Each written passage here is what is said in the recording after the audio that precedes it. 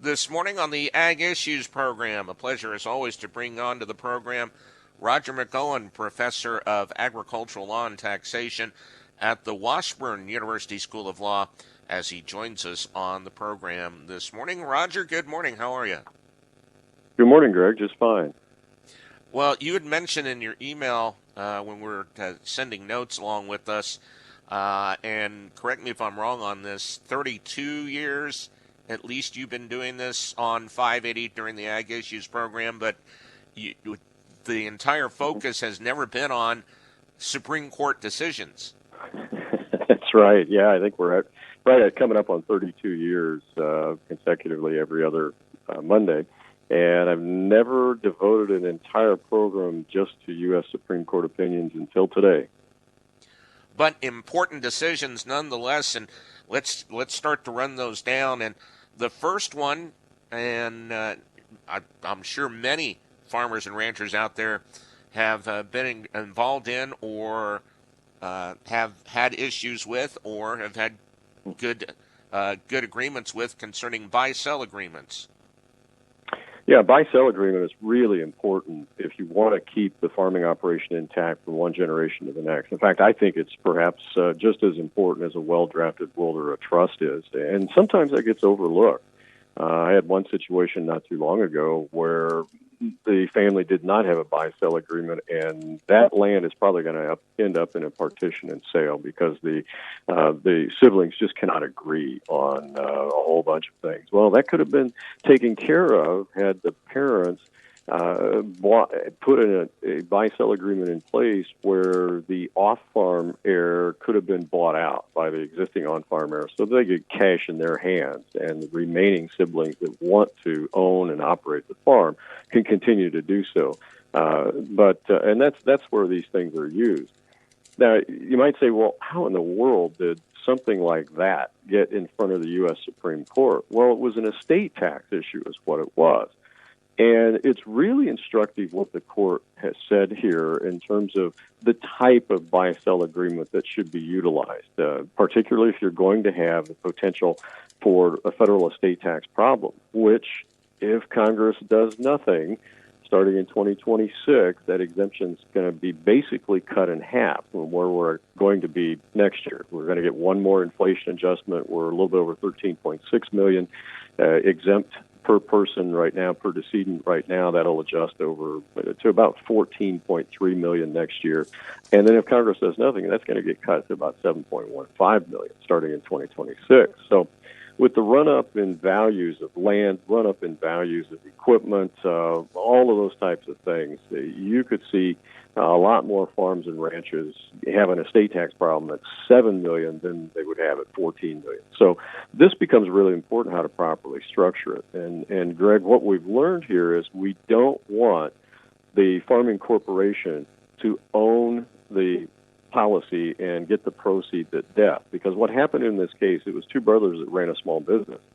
And the corporation owned a life insurance policy on the brothers. And when the first one of them would die, those policy proceeds would go in the corporation and would be used to buy that deceased, in this instance, brother's stock. Well, what happened was the IRS included that about $3.5 million worth of insurance proceeds in the stock base of the corporation, which jacked up the amount that his shares were worth, and hence his heirs had to end up paying about another $1 million federal estate tax. And there had been a split in the circuit courts of appeal as to whether that was the correct approach. And the IRS said it was, with a redemption-style agreement that, and I would emphasize this, that the brothers did not follow during life. The court said not every redemption agreement is going to trigger this problem, but it did in this instance because they ignored it during life in terms of valuations that had to be done and other things.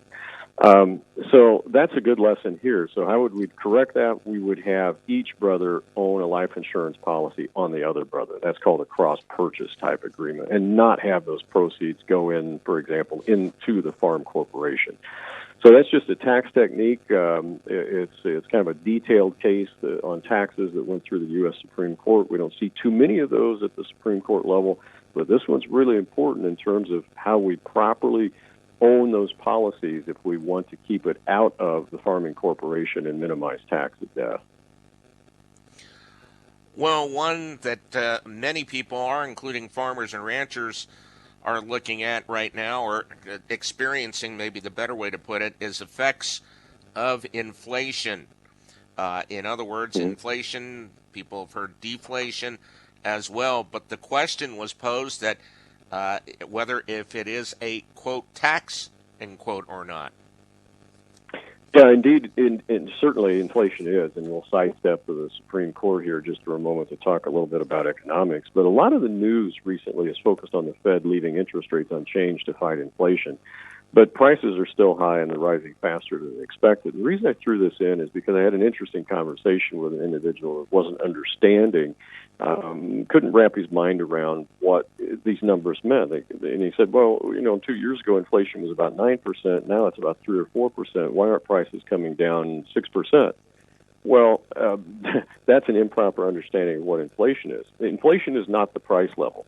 It's the rate of increase in prices. So a reduction from 9% to 3% doesn't mean that prices will drop 6%. It means they're going to go up 3% on top of what they've already gone up because of inflation in prior years. And to make sense out of this and really put some meat to it, let's say that I want to transfer, this is kind of in the same vein of this first U.S. Supreme Court case, that we want to transfer the business assets to the next generation.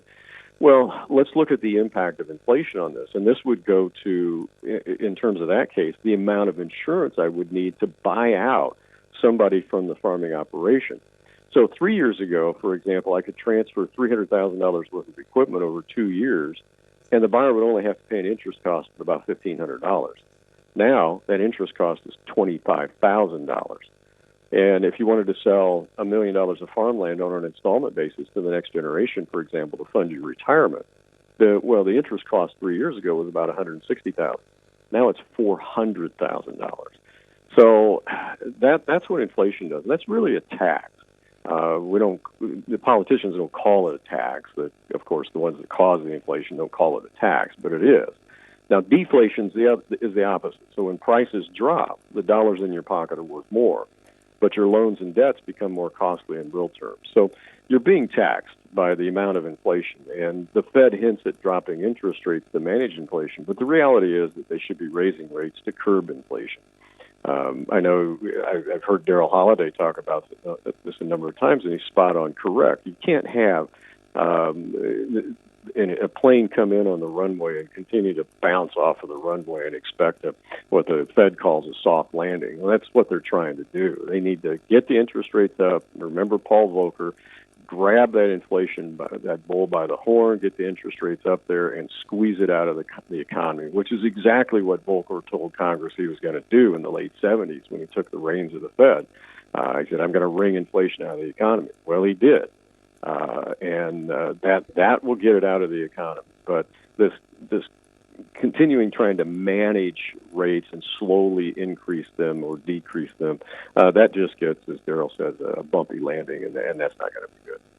And if people remember, Roger, the late 70s, it was a lot worse as far as inflation was concerned. Oh, it was terrible. At that point in time, I remember as a kid, this was because my father had passed away, and so I was entitled to Social Security death benefits, and I stuck that in a CD. I thought it was the greatest thing in the world because I'm pulling 12, 13, 14% on my CD without doing anything. And, of course, as a little kid, I thought, this is pretty cool. I got to figure out how to do this for the rest of my life, get paid this amount of money without doing a thing. Well, it's different for the neighboring farmer down the road that had a bunch of debt that then couldn't service that debt because he had a variable interest rate. He just got hammered when those interest rates adjusted to 18, 19, 20%. So we got up to 9%. That's about half as bad as it was in the 70s. And I talk about this to my students, and they just kind of look glossy-eyed at me because they've never experienced interest rates in an economy, anything like that at all. Roger McEowen, professor of agricultural law and taxation at the Washburn University School of Law, is joining us. And Roger, a couple other things, topics of discussion, recent Supreme Court decisions. And it has to do both with administrative agencies. And the first one we're going to talk about is the right to a jury trial.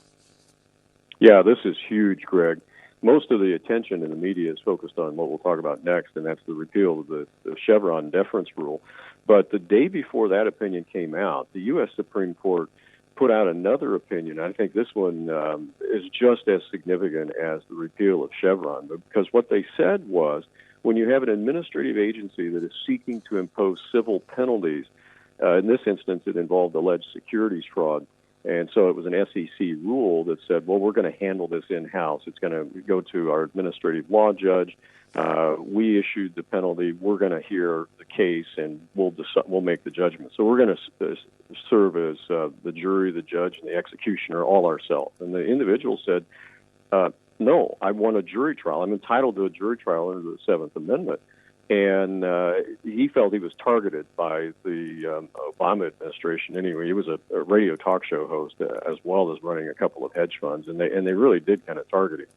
And he said, well, I want a jury trial. And it got all the way to the U.S. Supreme Court. And again, this occurred. This took about 8 years to get to the U.S. Supreme Court. So this has been going on for a while because this occurred back in the Obama administration. And the court said, yeah, the civil fraud, SEC fraud, is basically the same thing as a common law fraud claim, and that squarely fits within the Seventh Amendment's requirement of a jury trial.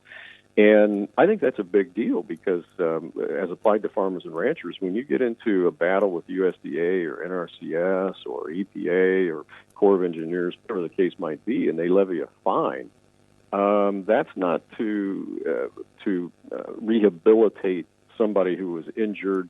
That's to punish you, and that's going to fit within this framework that the court laid down. And I think we're going to see a lot more of those administrative penalties be subject to the right to a jury trial, and that's going to change the way the administrative agencies operate. You're going to get an Article III judge. You're not going to get the same agency that made the decision levying the judgment.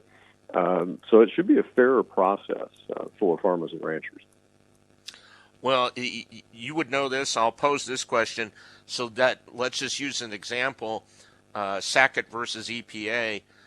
Could that have fallen under this precedence, or when in this case that the SACITs could have approached it differently, I guess, in this case where they weren't in the courts for as long as they were? Yeah, that's a good question because they were in the court system about 16, 17 years with 2 trips to the U.S. Supreme Court. And the court kind of on the first indication, the first trip through indicated there were problems in the administrative agency. But I think the answer to that question is yes. When you've got a drainage issue or a swamp buster issue or a water issue or crop insurance fraud, I think you can make a pretty good claim there that you got a Seventh Amendment right to a jury trial, and that should streamline the process. All right. So the big one that talk about now is the Chevron Doctrine, or people have heard Chevron Deference, being repealed by the U.S. Supreme Court, and that has major ramifications, but the big effects may be coming down the road. Yeah, huge opinion. Of course, the Chevron Doctrine dates back to 1984 in a U.S. Supreme Court case known as Chevron, and that's where the court said that the courts are to defer to administrative agency interpretations of a statute where the intent of the Congress was ambiguous or where the interpretation is reasonable or permissible, and that set a really low hurdle for an agency to clear. So if their interpretation of a statute wasn't arbitrary or capricious or just manifestly contrary to the statute, then they're going to win. So what happens to a farmer in an administrative process is you start out behind, and you have to establish that the agency was just off the wall wrong with their interpretation of what the statute is that they were interpreting. And that's a really, really hard burden to overcome. Now the Supreme Court said, well, sorry, folks, we got it wrong back in 1984. That presumption under Chevron was misguided because the court said that the agencies have no special competence, and that's the actual language of the court, no special competence in resolving statutory ambiguities. Courts do, and that's the separate 3 branches of government. That's the role. The courts have their role. The executive branch has its role. The legislature has its role, and then you've got the whole administrative state that's over here. But the court said that's our job, is to interpret what congressional intent was. And that's really big for agriculture, because farmers often find themselves in an administrative tussle with an agency. So at least in theory, I think the court's opinion establishes a higher threshold for agency rulemaking. And I think that could have also an impact on the agency review process. But time will tell. I've seen numerous court opinions over the years where the courts mess things up too.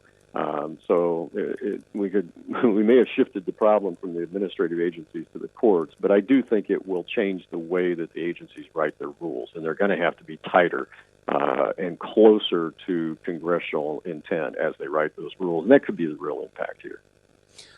This may be with an answer of it's too early to tell, but could that affect current cases such as EPA and what we're seeing with WOTUS or renewable fuels, or anything else down the line like that?